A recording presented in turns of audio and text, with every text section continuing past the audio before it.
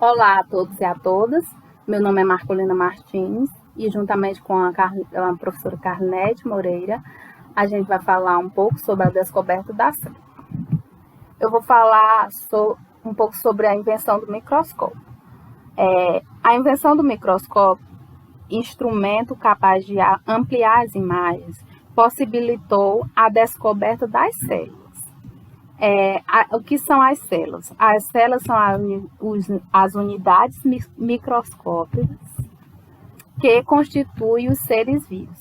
Acredita-se que o primeiro microscópio tenha sido construído por volta de 1591 por Zacarias Janssen e seu pai. Os dois eram holandeses fabricantes de óculos. Entretanto, os primeiros registros de observação microscópica de materiais biológicos foram realizados pelo comerciante holandês Antonie van Leeuwenhoek. Leeuwenhoek fabricou dezenas de microscópios dotados de uma só lente feita de vidro e quase esférica, com os quais observou diversos materiais biológicos. E ele também é considerado o descobridor dos micróbios. Influenciado pelas descobertas de Leeuwenhoek, o físico inglês Robert Hooke idealizou e construiu um microscópio com duas lentes de vidro, ajustadas às extremidades de um tubo de metal. O observador olhava por uma lente ocular enquanto aproximava do objeto a outra lente, a objetiva, até obter o foco. Por apresentar duas lentes, o microscópio idealizado por Hooke é denominado microscópio composto. Com a invenção do microscópio e a observação das células sob diversas condições, levou os cientistas a concluir que células animais e vegetais deviam ser delimitadas por uma finíssima película, que é chamada de membrana plasmática, invisível mesmo nos melhores microscópios ópticos. No caso das células vegetais, há ainda um envoltório externo mais espesso e bem visível, que é a parede celular. Em 1833, o botânico escocês Robert Brown verificou que a maioria das células, tanto as de animais como as de vegetais, tem em seu interior um corpo esférico ou ovoide, que ele denominou como núcleo. E o restante do fluido da célula passou a ser chamado de citoplasma. Agora vamos falar um pouco sobre teoria celular. Em 1838, reunindo estudos próprios e de diversos outros pesquisadores sobre a estrutura celular dos vegetais, o botânico alemão Matthias lançou a ideia de que todas as plantas são constituídas por células. Em 1839, o zoólogo alemão Theodor chegou à mesma conclusão para os animais. Começava a se estruturar assim a teoria celular, segundo a qual as células são unidades constituintes de todos os seres vivos. As três premissas fundamentais da teoria celular, que se consolidou ao longo do século XIX, são todos os seres vivos são formados por células e por estruturas que elas produzem. E que as atividades essenciais para a vida ocorrem no interior da célula. E Novas células surgem apenas pela divisão de células pré-existentes. Olá a todos e a todas, eu me chamo Carlinete e dando continuidade ao que a Marcolina já vem falando para vocês sobre as células elas são uma estrutura muito pequenas e que possuem em geral em torno de 0,1 a 0,01 milímetro. Portanto, a maioria é invisível ao olho nu, a gente não consegue ver. O desenvolvimento da citologia, que é o estudo da célula, veio com o desenvolvimento da microscopia, do microscópio. Na microscopia, a gente tem o microscópio óptico e o microscópio eletrônico. O microscópio óptico, ele utiliza lentes de aumento e a luz para a visualização da imagem. Então, para que a gente possa visualizar um objeto através do microscópio óptico, é necessário que um feixe de luz ele atravesse o material e atinja a lente. Sendo assim, os objetos vistos através do microscópio óptico, eles devem ser extremamente finos. E para que isso aconteça, o material ele deve ser cortado com uma lâmina ou com um aparelho que a gente chama de micrótomo. Além disso, muitas vezes também as células são coloridas artificialmente. Isso vai gerar um contraste e vai facilitar a visualização da célula. O microscópio óptico ele pode ser simples, ele possui só uma lente e normalmente ele não é utilizado.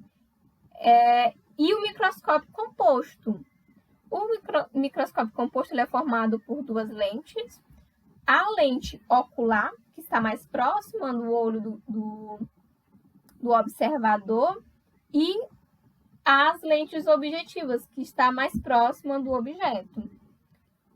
O aumento total do microscópio óptico ele pode ser dado através do aumento da lente ocular vezes o aumento da lente objetiva. Esse aumento total ele está em torno de 500 a 1000 vezes, o que é suficiente para ver tecidos, células, parede celular, núcleo, cromossomos, alguns tipos de bactérias e vírus. Esse daqui é o microscópio óptico simples e esse aqui é o microscópio óptico composto. Em relação ao microscópio eletrônico, o primeiro foi construído no início da década de 1930. No entanto, o seu emprego no estudo das células começou na década de 1950. Diferente do microscópio óptico, que eu falei para vocês ainda há pouco, o microscópio eletrônico ele não usa luz, e sim feixes de elétron para atravessar o material e obter visão de cortes super finos. Após atravessar o material, alguns feixes eles são refletidos e capturados por lentes eletromagnéticas que irão produzir uma imagem ampliada de até 500 mil vezes. Enquanto lá no microscópio óptico era só de 500 a 1000 vezes. Essas imagens produzidas pelo microscópio eletrônico serão em preto e branco e bidimensionais. Isso vai permitir que sejam visualizadas todas as organelas celulares e até mesmo detalhes da membrana plasmática da célula. Por isso, a gente fala que o microscópio eletrônico ele revolucionou a citologia. Utilizando o microscópio eletrônico, não é possível observar material vivo, pois esse material que vai ser utilizado, que vai ser estudado, ele passa por um complexo processo de desidratação, fixação e inclusão de resinas especiais muito duras, que vão permitir cortes super finos, que vão ser obtidos através da navalha de vidro de um instrumento que a gente conhece como ultramicrótomo. O microscópio eletrônico ele revelou a existência de dois tipos básicos de células. As procarióticas, que são típicas de bactérias e de arqueias, e as eucarióticas, que estão presentes em todos os demais grupos de seres vivos, protozoários, fungos, algas, plantas, em nós seres humanos e todo o grupo de animais. Organismos constituídos por células procarióticas são chamados de procariontes, e os que apresentam células eucarióticas são chamadas de eucariontes. O nome procarionte vem do grego prótons, que significa antes, e karion, que significa núcleo, ou seja, antes do núcleo. A principal característica de uma célula procarionte é a ausência de um núcleo delimitado. Nessa célula, observa-se apenas um local, que a gente conhece como nucleóide, que vai conter o DNA. Esse DNA, esse material genético, ele vai estar em contato direto com o citoplasma da célula. As células procariontes, elas apresentam, eles destacam-se também pela ausência de organelas membranosas, como é o exemplo do retículo endoplasmático, do complexo goldiniense, que a gente vai ver nas células eucariontes.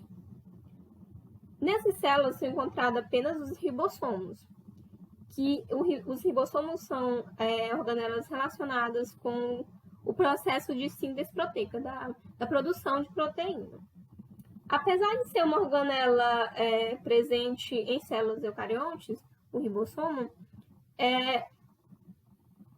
eucariontes e procariontes, nas procariontes ele apresenta um tamanho menor. As células procarióticas também não possuem citoesqueleto. O citoesqueleto ele vai permitir que elas realizem endocitose, que é a absorção de material através da membrana plasmática, da membrana celular, desculpa, e a exocitose, que é a liberação de substância para o fluxo extracelular. Eu tenho aqui para vocês, mostrar aqui para vocês a estrutura básica de uma célula procarionte. Lembrando que a gente vai ver detalhadamente a célula procarionte e eucarionte na próxima aula, tá? Vou mostrar para vocês aqui por cima. A gente tem a cápsula, essa daqui, que ela vai ser responsável pelo revestimento externo da célula. O citoplasma, que é uma substância gelatinosa, que vai ser responsável por manter o formato da célula. O DNA, que vai armazenar material genético. Aqui o DNA está aqui no meio, ó, espesso aqui no citoplasma. O flagelo, que vai ser responsável por locomoção. A membrana plasmática. A membrana plasmática ela controla o fluxo de substâncias na célula. A parede celular, que é responsável pela cobertura externa que confere o formato da célula. O pílios, que são essas microfibras aqui, que é responsável por fixação. E também o ribossomo, que é responsável pela produção de proteínas, como eu falei anteriormente para vocês. As células eucarióticas, elas são bem mais complexas. Seu nome também vem do grego, da palavra eu, que significa verdadeiro, e karion, que significa núcleo. Ou seja, a palavra eucarionte significa um núcleo verdadeiro. Possui membrana individualizada e delimitada, que envolve o núcleo celular, que por sua vez armazena o material genético. Essas células, elas possuem muitas organelas que têm diferentes funções, como vocês podem ver aqui, ó.